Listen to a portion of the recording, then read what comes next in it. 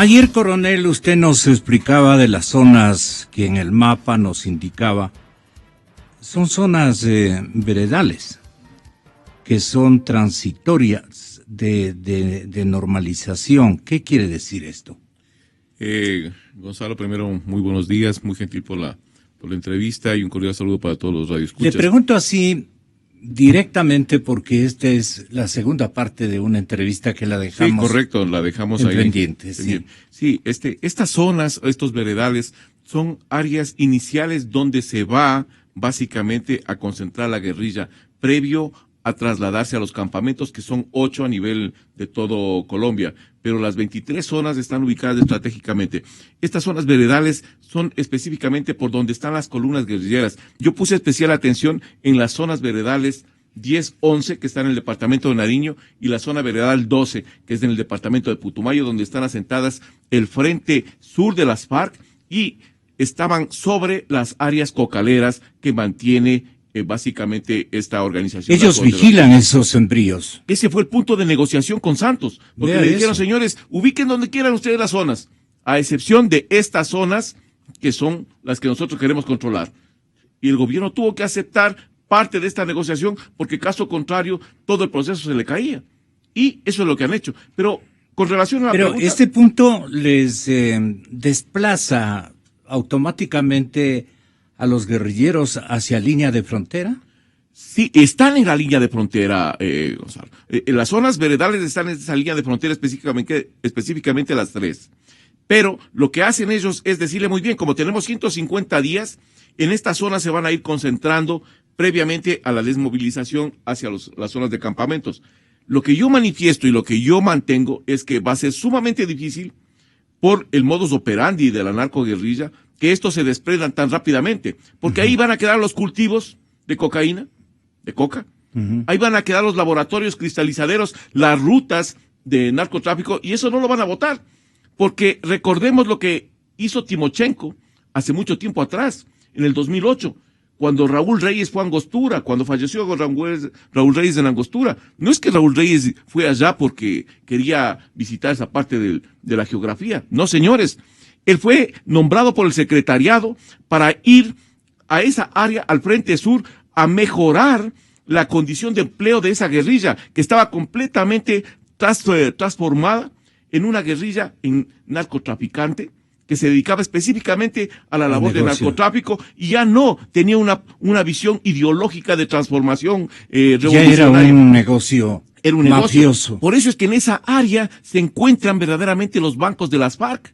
Eso fue uno de los motivos también en que toda esa zona de ahí está convulsionada. ¿Y qué dice usted que el fallecido Reyes buscaba cambiar en esa área? Lo que buscaba él fue, con disposición del secretariado, devolverles una connotación revolucionaria ideológicamente. Sacarle de ese empantanamiento de narcotráfico en el que había estado ya clavada toda la estructura, comandantes hasta el último guerrillero, estaban ya vinculados directamente con el narcotráfico, y lo que fue a hacer Reyes es sacarles de ahí, tratar de sacarles y trasladarles nuevamente al camino ideológico revolucionario. Eso fue imposible para Reyes, porque la estructura estaba contaminada y no podía hacerse nada.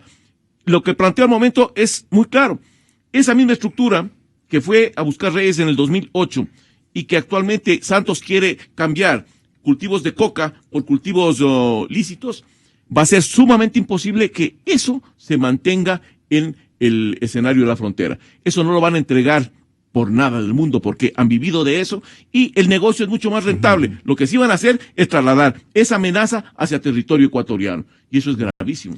Ahora, con la disposición que ayer se conoció, ha hecho el gran comandante, no sé cómo ahora le denominen, ahora que están tratando de entregar las armas, de aplacar la guerra. No sé cómo le denominen el instructivo que dio ayer Timochenko.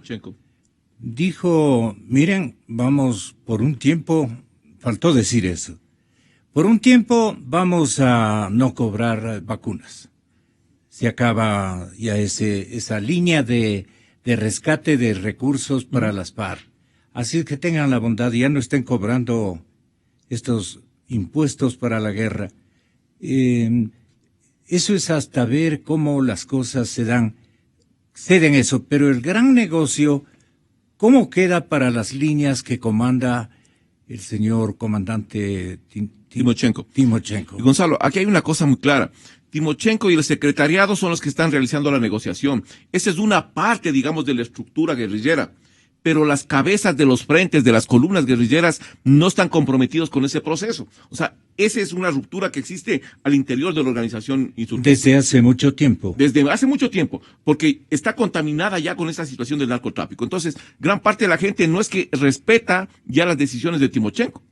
Le dice, ok, vamos a ver nosotros primero si es que entregamos, qué armas entregamos, qué armas nos quedamos para proteger la estructura de narcotráfico que tenemos nosotros, del negocio que tenemos ahí. O sea, no es que es tan fácil al momento. Timochenko sabía que esto iba a ocurrir. Él sabe muy bien. La debilidad él debe haberla sentido primero antes que otros. Fíjese, en un proceso de paz, como se dio en El Salvador, yo recuerdo, allá todo mundo paralizó operaciones. Aquí no. Hace unos días atrás, recordemos que hubo ya un bombazo de las FARC en Puerto Asís, con cantidad de muertos ahí.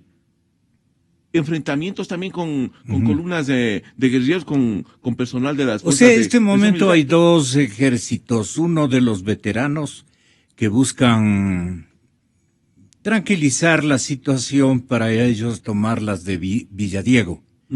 Y los otros más jóvenes que están embelesados en el negocio, y eso no lo van a dejar. Si así es, ¿con quién hizo la paz el señor presidente Santos? Le van a reclamar los colombianos, los ciudadanos colombianos. ¿Con quién hizo, señor presidente, la paz? Bueno, el presidente Santos lo que hizo es hacer cierto tipo de negociación que no es la conveniente para Colombia.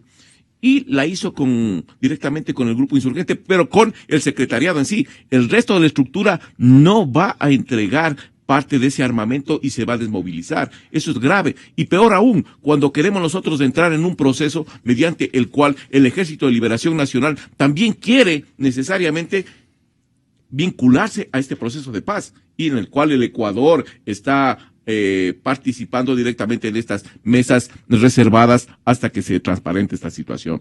Yo creo que hay que tomar con mucho cuidado. Recordemos, y le recuerdo al presidente Correa, que en el 2005-2006, el Ejército de Liberación Nacional, en la zona de Lita, Reserva Agua, ahí funcionaba el Ejército de Liberación Nacional Ecuador, como brazo armado del Ejército de Liberación Nacional.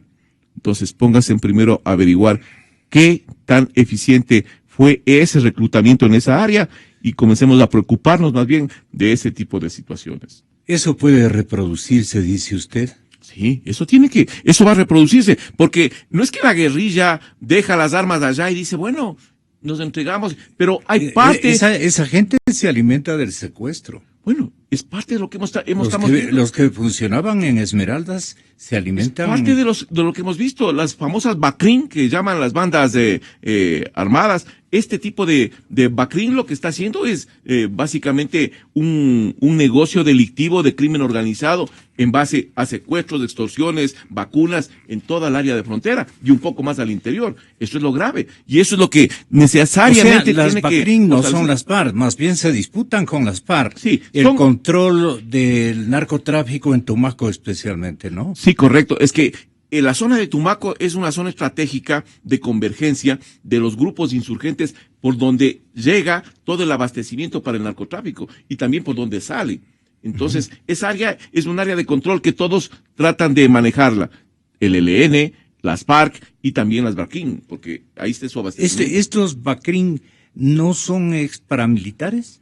Parte de ellos, pero también son parte guerrilleros. El asunto es que las BACRIM se formaron una vez que gran parte de estos se comenzaron a desmovilizar. Algunos dijeron, esto de la guerrilla no me conviene mucho. Más fácil es el negocio de ir a secuestrar, más fácil el negocio de ir a meter una vacuna acá, o más fácil el negocio de ir a robar. Pero protegen los embrios de Tumaco. Pues. Ah, no, indudablemente. O sea, todo lo que es el negocio, ellos están allí. Correcto, porque los carteles locales lo que hacen es contratar a estos grupos para que protejan los cultivos y protejan las rutas de abastecimiento y las rutas de movilización. ¿Y usted, coronel, qué sugiere hay que hacer en Esmeraldas? ¿Qué hay que hacer en Imbabura? Yo creo ¿Qué hay que hacer en el Carchi? Lo importante, Gonzalo, Y en es la parte amazónica, Putumayo. fortalecer la presencia militar en el área. Pero ¿cómo quiere fortalecer la presencia militar en el área si el ministro de Defensa, señor Patiño, quiere que los militares entren bajo la concepción de la ley de la LOCEP?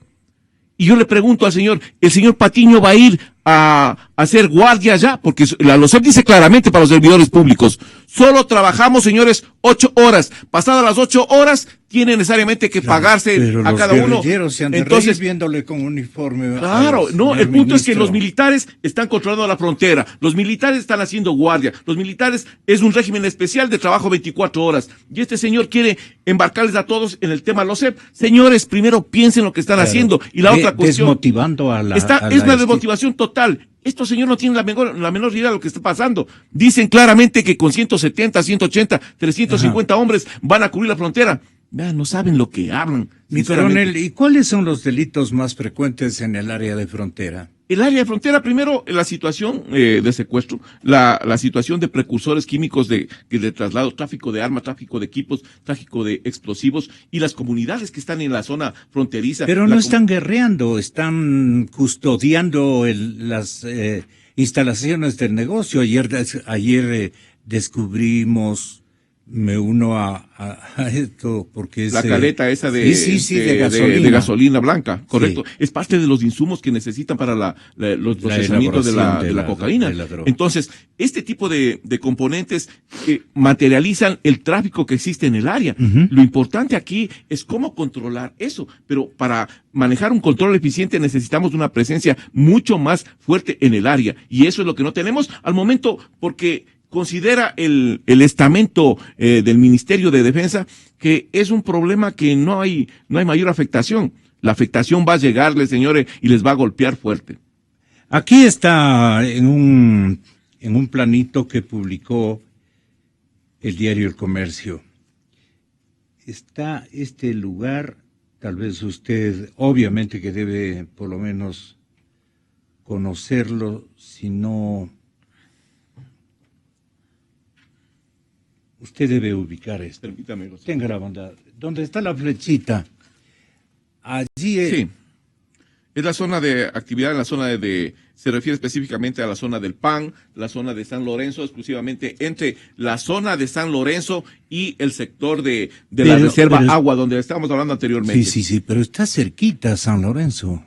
Es la zona de la frontera ahí entre el departamento de Nariño y la provincia de Esmeraldas. Las poblaciones de Tumaco y la población de San Lorenzo están pegadas ahí. Y esa es la zona que yo hablaba anteriormente y le explicaba a Gonzalo.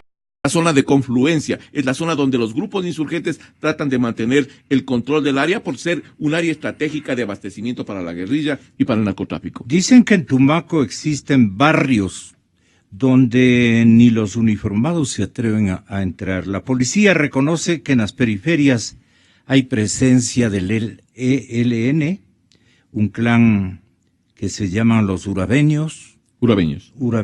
Sí. Las autodefensas gaitanistas, de Gaitán, ¿no? Sí. De Colombia, los paisas también. Águilas Negras grupo también limpieza, sí, grupo de limpieza ha sido Limpieza Social Colombia, híjole. La guerrilla y estos grupos son los que negocian la venta de droga con las organizaciones criminales que operan en Esmeraldas. Este grupo de limpieza es uno de los grupos más fuertes en el área. ¿Por qué es un grupo más fuerte? Porque es un grupo de aniquilación, es un grupo de asesinato selectivo, en base al cual la guerrilla como tal o el narcotráfico dice, vea, estos señores de estas autoridades son las que me están fastidiando en el negocio. Entonces son tipo sicariato, mandan allá, eliminan a esas personas y comienza a fluir un poquito de mejor manera el negocio de la droga en esa zona. El escenario de guerra entonces pasa a estos sectores, a estos ámbitos. Claro, o sea, ¿es el mayor peligro que tiene nuestro país? Gonzalo, eso es lo que estamos diciendo desde hace 3 años. El posconflicto de Colombia, las repercusiones son graves para los países limítrofes y dentro de esas repercusiones 2 países son los más afectados. El uno, que va a ser Venezuela, por la relación que existe con los grupos de insurgentes y los campamentos que tienen en el lado venezolano. Y el otro es el Ecuador, porque el Ecuador no tiene un sistema al momento de protección ideal. Y peor aún, si tiene unas fuerzas armadas fraccionadas y desmotivadas por el mismo gobierno. Eso es lo grave. Entonces, ¿y si hacen de adrede? Porque ellos son los que, digamos, admiraron y admiran hasta este momento lo que se hizo y se trazó en Sao Paulo. Correcto. Hace algunos años. Todas las definiciones que se alcanzaron en Sao Paulo, para ellos es el triunfo, digamos, de la revolución. En este caso, ¿usted cree que el señor ministro de Defensa se va a interesar en que tengamos ahí dispositivos militares bien puestos? Con eso digo bastante, porque yo no conozco el léxico militar, pero nada que ver, pues. Para detener al adversario, sea mafioso, sea de el negocio de la droga, o sea por instinto de supervivencia, o porque ellos están defendiendo el cuadrante ideológico que siempre han buscado, qué sé yo, por cualquiera de los motivos. Pero ¿usted cree que vamos a poner ahí un cuartel mayor, mayúsculo, en esa línea donde está el peligro, o con la forma que más bien viene socializando cosas que desmotivan? Y yo le veo sumamente difícil, Gonzalo, y le digo porque al momento al interior de Fuerzas Armadas hay un descontento generalizado en los cuarteles, en el personal activo y personal pasivo y la familia militar. Es por este tipo de socialización mal concebida en la cual primero deberían ser, como lo indiqué anteriormente, primero deberían haber llamado y convocado al directorio del ISPA para que con los técnicos del ISPA puedan analizar esto y con ellos mismos trasladarse hacia los cuarteles. No han hecho esta situación y por eso es el rechazo institucional, indudablemente. La paz colombiana y el reto del narcotráfico para el Ecuador, ¿cómo queda entonces establecido?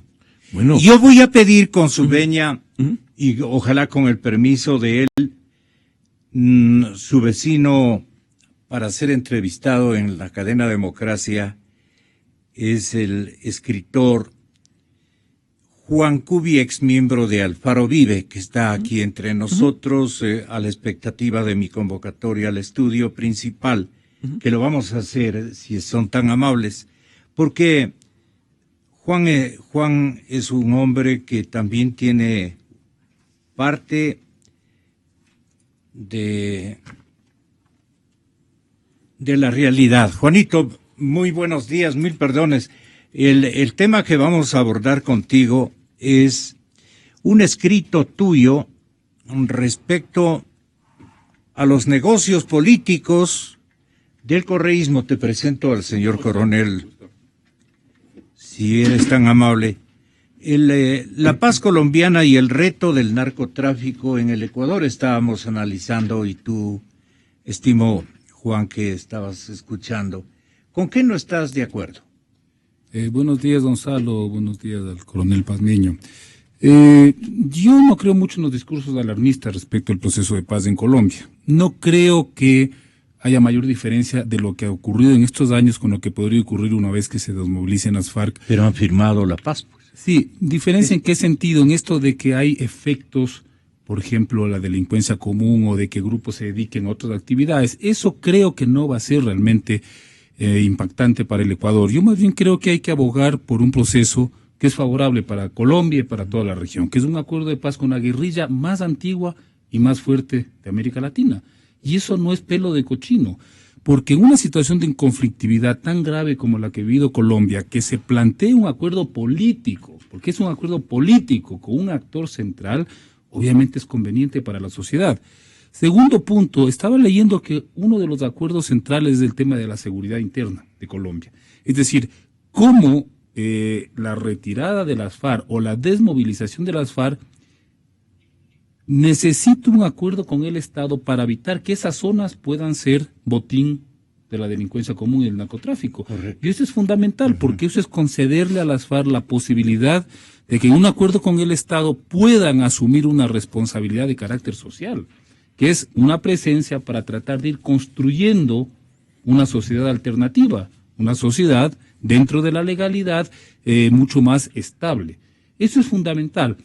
Que obviamente van a haber grupos, pequeñas fracciones que no comulguen con el acuerdo de paz, eso es obvio. Yo conozco directamente ese fenómeno porque yo he participado cercanamente en dos procesos, en dos acuerdos de paz, el del Salvador y el del M-19. Ya. En El Salvador ocurrió un fenómeno que es gravísimo, ¿no? Es decir, cómo la guerra dejó una herencia de delincuencia común y de marginalidad social gravísima que ahora la están pagando. ¿Tan grave como la droga? En Venezuela, en El Salvador, el tema de las maras es complicadísimo.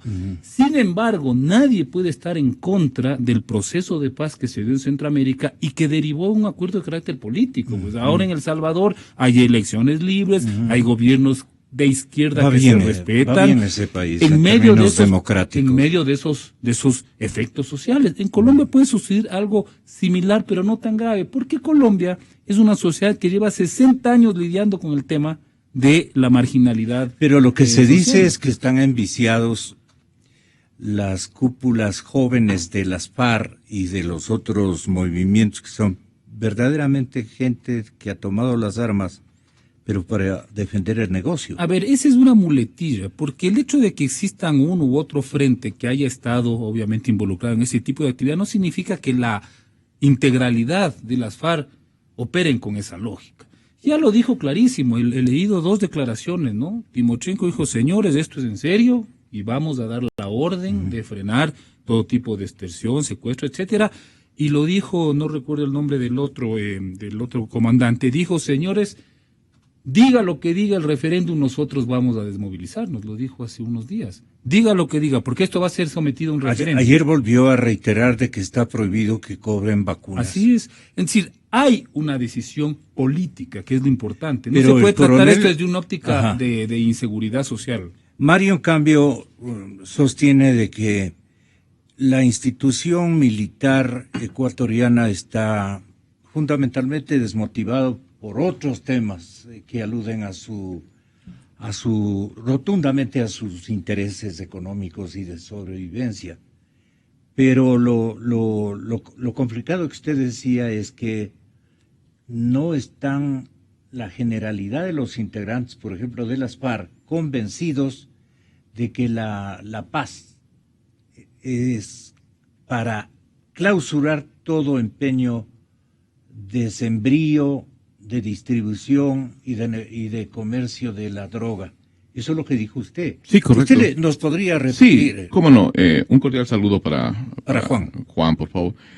Aquí hay unas dos cosas. Primero, yo en ningún momento manifiesto que el proceso de paz en Colombia sea algo contrario al criterio, creo que regional y universal. Todo el mundo está convencido que el proceso de paz tiene que avanzar y tiene que ser un elemento integrador de la sociedad colombiana que ha sufrido por más de 50 años la devastación de un grupo insurgente y un grupo narcoterrorista. Yo estoy clarísimo en ese tema. El punto acá es lo siguiente, que gran parte de los comandantes de columnas guerrilleras y gran parte de los comandantes de frentes que están vinculados directamente con este negocio del narcotráfico, estos señores van a mantener esas estructuras ahí. Ese es el punto. Y eso es la afectación que tiene directamente el Ecuador como tal, el sistema de seguridad ecuatoriano. Porque este desbordamiento hacia territorio ecuatoriano de una columna o integrantes de estos carteles ya vinculados directamente a las FARC va a ser terriblemente desfavorable para la seguridad interna ecuatoriana. Eso es lo que estoy manifestando yo acá. El proceso de paz, para mí, pero es como excelente. que estamos, dice Máster Juan Cubi, como que estamos exagerando. Perdón, yo no creo que estemos exagerando, porque el momento que exageramos es el momento, por ejemplo, cuando dice el ministro Patiño, que con 135 o 300 hombres usted cubre una frontera. Es completamente fuera de foco esta situación. La otra cosa es que ya hemos visto que justo la zona de frontera es la zona que más nivel de violencia está generando. Es la zona en donde más cantidad de narcotráfico hemos encontrado. Hay cantidad de posiciones con relación a cristalizaderos, a laboratorios, centros de acopio. Entonces, esa cotidianidad que existe en la frontera ha ido siendo cambiada. Y eso es lo que me estoy refiriendo yo. El sistema de seguridad ecuatoriano va a ser afectado por este desbordamiento que posiblemente se va a dar hacia territorio ecuatoriano, porque no toda la guerrilla va a entregar sus armas y no todos tampoco van a decir, señores, vamos a cambiar el cultivo de coca por el cultivo de maíz. Eso no lo van a hacer. De palma, dicen. Yo creo que es una aclaración. Primero partimos de un supuesto no consentido que habría que confirmar, y es que la mayoría de los frentes de las FARC están dedicados a estas actividades y que la mayoría de esos frentes no estarían dispuestos a llegar a un acuerdo de paz. Yo dudo mucho de eso. Yo dudo mucho de eso por una simple razón, porque yo no creo que la comandancia y el secretario general de las FARC se hayan arriesgado a un acuerdo de paz a sabiendas de que no tienen la posibilidad de involucrar a la mayoría de los frentes. Segunda cosa, si llevamos ya años con el problema de la frontera, y no necesariamente por la gente de las FARC, tenemos todos los paramilitares que han creado estas organizaciones delictivas que operan en la frontera con el Ecuador, que se pasan, si eso lo denuncia la prensa permanentemente. Timochenko es un comandante respetado, sus órdenes son muy bien cumplidas, o ya los resquebrajamientos interesados comienzan a darse. Eso va a ser inevitable, Gonzalo, Claro, va a ser inevitable. Nosotros, siendo una guerrilla pequeñita, un grupo subversivo pequeño, cuando llegamos a un acuerdo de paz en el Ecuador, claro que hubo gente que se dedicó a actividades ilícitas. Hubo compañeros que no estaban dispuestos a entrar en una lógica de negociación. Y es como que ya les quedara esta idea de estar siempre, digamos, en espacios marginales. Claro que hubo eso. En mínima escala, obviamente. Claro. Con el M-19 ocurrió lo mismo, con el Frente Farabundo Martí. Va a ocurrir con las FARC, pero ese no es el problema. El problema central es hasta dónde este proceso de paz logra consolidar una lógica política en Colombia que implique la incorporación de un importante grupo político, porque no son delincuentes, son políticos, más allá de las actividades que hayan realizado, a la vida, digamos, a la convivencia política colombiana. Eso es lo fundamental. El tema del Ecuador, el tema de la frontera. ¿Se dejarán integrar a la vida Yo convencional creo que de la política mayor colombiana? parte sí, y el Estado, consciente de los riesgos que implica no cumplir, va a invertir. O sea, las Fuerzas Armadas colombianas se dan cuenta de que ese fenómeno inevitablemente se va a dar, que va a haber un resto de personal. Un remanente que probablemente no se integre, eso es inevitable. A lo que yo es a lo siguiente. Pero ellos lo que harán es una convocatoria de alguna manera para que se integren, porque tienen mucho dinero y conformarían un ejército superior con otro nombre, o tal vez tratando, coronel, de que las FARC no desaparezcan de la conciencia social colombiana y mundial, ¿no? Un punto, no, yo comparto esa cuestión que usted dice, Gonzalo, pero hay un punto que yo discrepo acá con Juan. El punto es que no es una organización política, es una organización narcoterrorista, delincuente, porque una organización política no secuestra, no hace sus ataques a la colectividad y le van bombardeando y le van matando a la gente. Eso no es una organización política, es una organización terrorista. O sea, hay que poner los puntos sobre los que están. Entonces, ese tipo de acuerdo que se está llevando dentro del contexto de la paz colombiana, completamente de acuerdo. Tiene que darse esa situación. Nadie está en contra de eso. Pero tampoco estoy diciendo yo que toda la estructura de las FARC. Yo me estoy refiriendo específicamente a 3 zonas veredales. 10, 11 y 12, que son las áreas que corresponden al Frente Sur.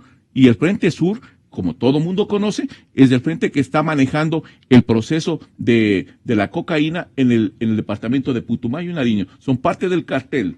Por lo tanto, es parte también de la triangulación que existe entre el cartel de las FARC de esa zona con el cartel de Sinaloa. Y indudablemente todo el trayecto se lo realiza desde la zona de Putumayo hacia territorio ecuatoriano y ahí a los puertos, Esmeraldas, Manabí, Guayas y el puerto que está en Puerto Bolívar. La droga que logra llegar y ocupar una instalación de un buque internacional de cualquier bandera y que llega a Europa, Asia y a los Estados Unidos, eso ¿a quién pertenece? ¿Al cartel de Sinaloa o a las organizaciones ecuatorianas colombianas, por No, ponerlo así? a ver, las organizaciones de narcotráfico de las FARC que están en los departamentos de Nariño y Putumayo, esas organizaciones lo que hicieron es tercerizar. Antes de ellas eran los que se encargaban de la distribución y comercialización de la droga internacionalmente, ahora no. Los carteles de México, ahí está el cartel del Pacífico, el cartel de Sinaloa, el cartel de los Zetas, por citar algunos, ellos comercializan ya directamente con estas estructuras. Estas solo producen, se realiza el procesamiento, trasladan hacia las plataformas internacionales y los llevan. Y son encargados ya directamente de la comercialización, ya estas organizaciones, estos carteles internacionales. El punto está ahí en tratar de evitar que este cáncer llamado narcotráfico siga penetrando en la sociedad ecuatoriana. Eso es lo que debemos hacer. Y se tienen que mejorar las cosas. ¿Usted no cree que ya está? Yo creo que estamos ya ahí metidos en un problema muy grave, pero es por las leyes que tenemos.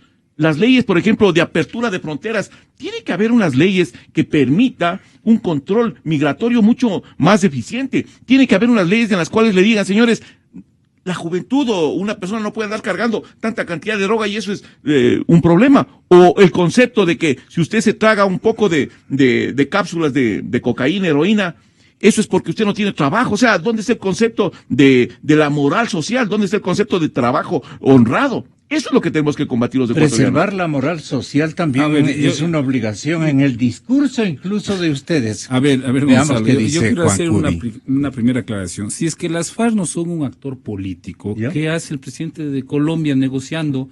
¿Qué hace el gobierno cubano respaldando y las Naciones Unidas respaldando esto? Habría que pedir la destitución del Santos, de Raúl Castro y del presidente de Naciones Unidas, que ha dado un aval durante todos estos años. Claro que porque hay un reconocimiento de que son un actor político. Es decir, representan una postura. Con el tiempo pueden procesarles. No, representan una postura política por los ideológica, resultados Gonzalo, los conoceréis. más allá de que hayan recurrido a las armas. Hágame el favor, es como negar, por ejemplo, todos los acuerdos de paz que se han dado a nivel del mundo entre grupos subversivos y el Estado. Son actores políticos, hágame el favor. Si no, yo no me imagino al gobierno colombiano, al Estado colombiano, negociando con delincuentes. Gonzalo, en la guerra, claro, y eso lo sabe el coronel Paz, no es que todo vale. En la guerra, cuando hay lógicas subversivas, claro que los subversivos nos ponemos al margen de la ley, pues, y tenemos una serie de actos que son formalmente cuestionados desde la legalidad, obvio, pues. Pero eso es parte de la lucha antisistémica, de la lucha contra un gobierno dictatorial, de la lucha contra un sistema que excluye, etcétera. Eso no viene al caso, digamos, extendernos. Pero cuando se entra en una negociación, ¿qué han dicho clarísimo el Estado colombiano? Vamos a integrar estos sectores, pero va a haber una lógica de justicia. Es lo último que están discutiendo. ¿Cómo se va a procesar a aquellas personas que en efecto han cometido crímenes atroces, que en efecto han cometido crímenes que están fuera de la guerra? Pero no se puede, pues, catalogar, como hace el señor Uribe en Colombia, son delincuentes. Y yo me pregunto, pero entonces el Estado colombiano, las Naciones Unidas, el Estado cubano, están respaldando a un grupo de delincuentes. Están admitiendo que los estados negocien con personas que están fuera de la ley. Hágame el favor, no. Por eso hay un protocolo. Yo he leído el protocolo, creo que son 6 o 7 puntos. Y uno de los temas centrales es cómo se procesa aquellos actos que en efecto merecen una sanción de la justicia. Con lo cual estamos de acuerdo todos, porque en las FARC, más allá de que haya sido una organización política ideológica, claro que han habido elementos que se han salido incluso de esa lógica política ideológica que está justificando una guerra. Porque las guerras, como un hecho político, como decía el famoso Clausewitz, la guerra es la continuación de la política por otros medios, incluso la guerra en lo brutal, que significa, tiene normas, pues tiene límites. O sea, en un enfrentamiento armado, muere gente, no se le puede juzgar al soldado, pues sería el colmo, pues, si se declara una guerra. Que si hay que juzgar aquellos comportamientos que están por fuera de las normas, incluso que rigen la guerra, pues parece hay convenciones internacionales. Las FARC, al haber llegado a un acuerdo con el Estado colombiano, tienen el reconocimiento de ser un actor político armado. Porque el Estado va a recoger las armas de las FARC. Pues yo me imagino con él mañana algún Estado que negocie con alguna banda criminal y le diga, señores, ustedes públicamente van a entregar las armas. No, eso es inconcebible. Lo que hacen, les meten preso, les quitan las armas y se acabó, señores, ustedes van a juicio. Aquí no. Va a haber un acto público. Están acordando hacer un monumento con esas armas. Va a tener la presencia de Naciones Unidas, de una serie de estados, de presidentes, de autoridades globales. ¿Cómo va a ser un grupo delincuencial? Eso es absurdo. Pero bueno, es también guardarse un fragmento de escepticismo, ¿no? Bueno, pero eso es obvio, porque nunca hay que creer con fe de carbonero en estos procesos. Hay que estar atentos. Yo estoy totalmente de acuerdo. Y son procesos, sí, además. Pero la esencia de este acuerdo de paz es fundamental para Colombia y para la región. Eso no se puede cuestionar. Pero no es de sentarnos, más allá de los efectos indeseados o los efectos secundarios que pueden darse. Pero tampoco es bueno que nuestras Fuerzas Armadas se sienten en la piedra de la paciencia y abandonen todas sus Gonzalo, obligaciones. Gonzalo, las Fuerzas Armadas han estado pendientes del conflicto en la frontera y no por las FARC. Más grave ha sido el tema de los paramilitares. Sí, son años de una acción. O sea, yo no veo cuál va a ser la diferencia. Tendrá que intensificar este tipo de hay que ver para creer. A ver, yo soy escéptico completamente con relación a lo que dice Juan. A ver, primero, yo veo que sumamente imposible que todas las estructuras, especialmente de los departamentos de Putumayo y departamentos de Nariño, entren en un proceso de paz y en un proceso de entrega directamente de las armas, por la vinculación directa que tienen ya con los carteles de la droga. Primer punto. Segundo punto que es importante, yo continúo y discrepo con el tema de considerar al grupo de las FARC y al Ejército de Liberación Nacional también como grupos políticos. Ese es un proceso que está entrando el presidente Santos y posteriormente van a entrar a la vida política, que es diferente, pero al momento están tomando este tipo de acuerdos con un grupo narcoterrorista. O sea, hay que darle las cosas como son. Por otro lado, creo que comparte todo el pueblo ecuatoriano y toda la región que el proceso de paz tiene que caminar, pero tiene que caminar también con medidas de seguridad que cada uno de los países tiene que tomar. Y en el caso ecuatoriano, señores, no confiarse. No hay que confiarse por un lado, y por otro lado, tiene el Estado como tal darle la preponderancia a sus Fuerzas Armadas para que éstas manejen de un sistema de seguridad más adecuado en la frontera. Tienen que mejorarse las leyes para permitir que esas Fuerzas Armadas puedan realizar un trabajo más claro en esa área. Los negocios políticos del correísmo es lo que nos puede aclarar esta última sensación que a usted le da mucha preocupación desde el otro día. Yo le agradezco mucho por su generosa presencia. Muy gentil. Y volvemos con Juan Cubi, los negocios políticos del correísmo, porque buscamos la verdad.